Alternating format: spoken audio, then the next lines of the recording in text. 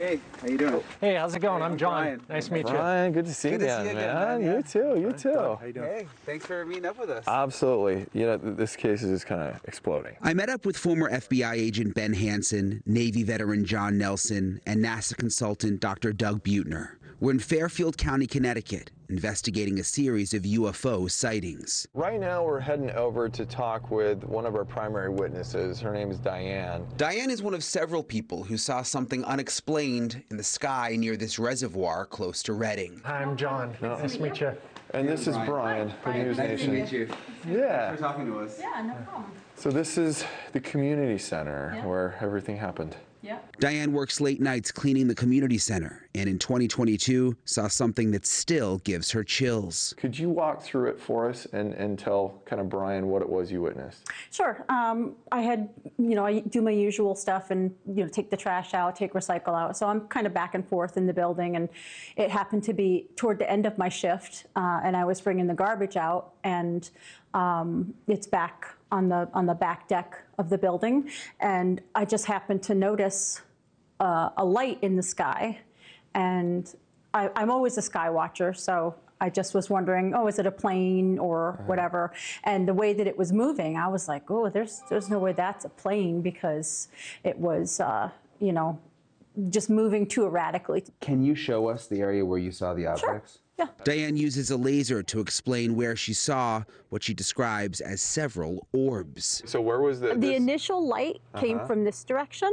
Okay. And it was kind of moving back and forth here and there. And then when it came over to here, I noticed it was two. So it kind of wavered back and forth? Yes, because when it was out so far, that's why I thought it was a plane, because I'm like watching it, I'm like, what is that? Trying to figure out what direction it's going, because that's not a usual direction for an airplane, I don't think, like around here. So almost just to the right of this tree right here. Yeah.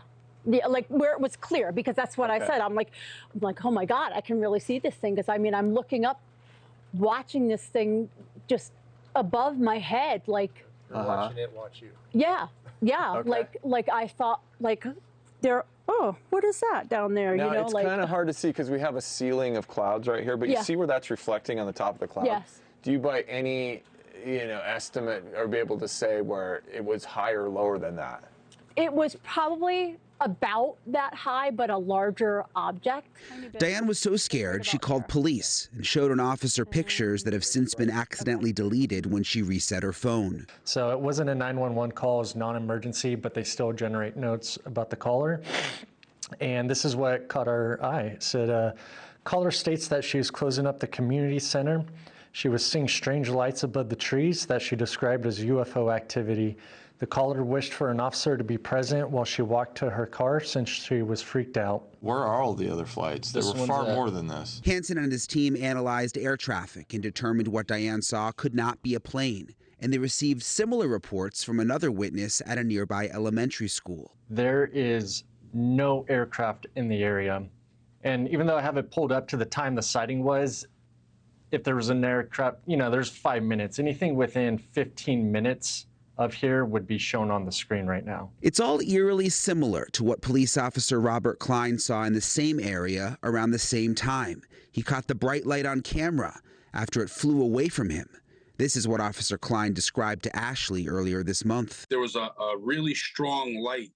It lit up the entire cab of my cruiser to the point where I was having a hard time driving because I really couldn't see it. I was blinded by it. It was a perfect sphere, and it almost looked like plasma moving constantly. I was perplexed and confused at what I was looking at. This reenactment video shows what Officer Klein says he saw. He was barely into the midnight shift when he says his patrol car was filled with a bright light.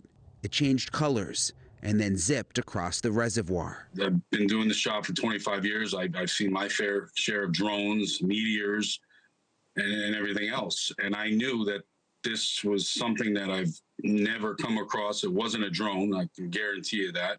And it was something I still, to this day, I'm perplexed. And like I said, I was fairly close to this thing, 30 feet. I got a very close-up view of it. And I froze. I wasn't in fear. I just was really trying to understand what exactly I was looking at. And to this day, I'm just perplexed by it. Thanks for watching. Go to joinnn.com to find NewsNation on your screen. And don't forget to click the red subscribe button below to get more of NewsNation's fact-driven, unbiased coverage.